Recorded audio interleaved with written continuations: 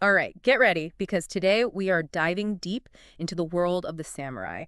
I think everyone kind of gets drawn in by the classic image, the armor, the swords that look in their eyes. But we all know there's more to it than that. Exactly. Yeah. It's more than just cool aesthetics. To really get the samurai, we've got to go back to their roots, to that specific time and place in Japan that made them who they were. So let's do it. We're talking Japan's Heian period, somewhere around 794 to 1185 AD. Things were getting a little chaotic, powerful landowners needed protection, and that's where samurai come in, right? Yeah, although they weren't always the elite we picture. In the beginning, they were basically hired muscle, a solution to a problem. It was over time that their power grew, their influence expanded, and they climbed the ranks to become a major force in Japanese society. And as they rose up, so did Bushido, the way of the warrior. We hear that term thrown around a lot, but what did it actually look like for a samurai to live by Bushido? Think of it less like a strict set of rules and more like a moral compass, a guiding set of principles. Loyalty, honor, courage, self-discipline, total dedication to their Lord. These weren't just words for them. It was ingrained in every part of who they were. It's easy to romanticize that image of the noble samurai, but I'm thinking history tells a more complicated story, right? You're right on the money. While those Bushido ideals were everything, samurai were still human. They had ambitions, flaws. Their history is full of power struggles, betrayals, all those things that challenge the very principles they were supposed to uphold.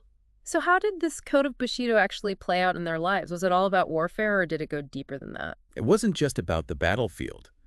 Those Bushido ideals, they worked their way into everything. Samurai art, poetry, even how they carried themselves every day, the discipline, respect, always trying to master themselves, it all went way beyond just swinging a sword. So this code, it was like their whole worldview, huh? Absolutely. Yeah. And to really get that, we should talk about one of the most legendary samurai ever, Miyamoto Musashi. Musashi. The name kind of says it all when it comes to samurai. What is it about this guy centuries later that still gets people's attention? Musashi's life, it's practically a legend, but it's how he lived out Bushido while also doing things his own way that really makes him stand out. And he didn't exactly have the usual samurai upbringing, did he? Not at all. So many samurai, they were born into it. Musashi was different. An orphan, really young, he had to prove himself in a world that seemed ready to chew him up and spit him out. And that tough upbringing, it's like it forged this incredible resilience in him and a whole new way of looking at swordsmanship and life in general. Yeah, I can see how those early days really shaped his whole philosophy later on. It's like he took Bushido and looked at it through the lens of his own crazy experiences. And here's the thing, he didn't just live it. He wrote it all down in a way that still speaks to people from all walks of life. His book, The Book of Five Rings, that's the proof. Okay, so for someone who hasn't gotten around to reading the Book of Five Rings yet, what are the key takeaways? What was Musashi trying to teach us? Well, it's not some step-by-step fighting guide. It's more like a deep dive into strategy and your mindset. He was big on observation, not just seeing what's right in front of you, but really understanding the little things about a situation, reading your opponent, knowing what they'll do before they do it. That's huge, and not just for a sword fight, right? That's good for any negotiation, anything strategic. Exactly. And he talks a lot about being adaptable. Don't get stuck with rigid plans. Be like water, flowing around problems, changing your approach when you need to. It makes me think of his duel with Sasaki Kojiro back in 1612. The duel.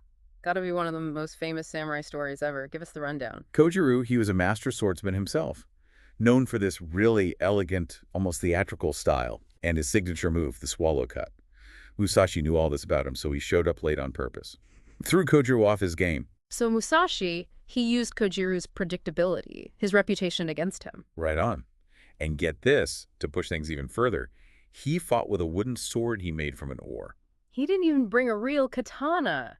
Talk about a boss move. He knew winning wasn't just about being strong, it was about your mind, your strategy, using everything to your advantage. He lived and breathed that adaptability he wrote about. It's amazing how Musashi used his understanding of strategy and just how people work to win. But the Book of Five Rings, it's not just about being good at duels, is it? There's something much deeper there. Oh, absolutely. One of the most interesting things Musashi talks about is the void. It's this state of mind, clear and empty, no distractions, no preconceived notions. You can just act in the moment. So it's about being present, in the zone, not overthinking everything. Exactly. Musashi thought getting to that state of mind, It wasn't just for sword fighting. It was for dealing with life's complications. Think about it. How often do we let our own thoughts, our worries, our biases trip us up? All the time. It's like we're our own worst enemy. That's it. Musashi knew that.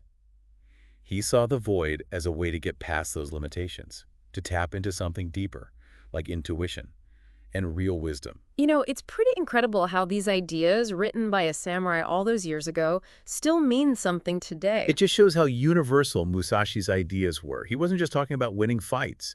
He was exploring these big ideas about strategy, mastering yourself, living with purpose. And what's really interesting, even though he was so good with a sword, Musashi chose a different path later on. He stopped dueling and spent his time on art, thinking, writing. Yeah, seems kind of backwards, doesn't it? But maybe he realized being a true master wasn't just about physical skills, but about understanding life and death on a deeper level. You see it in his writing from that time, especially in Doku, The Path of Aloneness. So for Musashi, the real battle wasn't some duel. It was what was going on inside, the journey to master himself. Exactly. And in a way, he embodies that true Bushido spirit. Not just the warrior, but the thinker, the artist. Someone striving for excellence in every part of life. It's no wonder people are still so fascinated by him. He wasn't just good with a sword. He was a complex guy asking the big questions about life, death, finding meaning. He's a reminder that self-discovery never really ends, and being a master isn't limited to the battlefield. Musashi's life, his philosophy, it's a powerful lesson in adapting, in developing that mindset that embraces change, that finds opportunity in challenges. We're all navigating this crazy world, so maybe it's time to ask ourselves, what would Musashi do? Where in our own lives could we use a little of his observation, his adaptability, his search for the void? Absolutely. His story shows us how strong the human spirit can be, how we're always striving to improve, and how we can find timeless wisdom in the most unexpected places.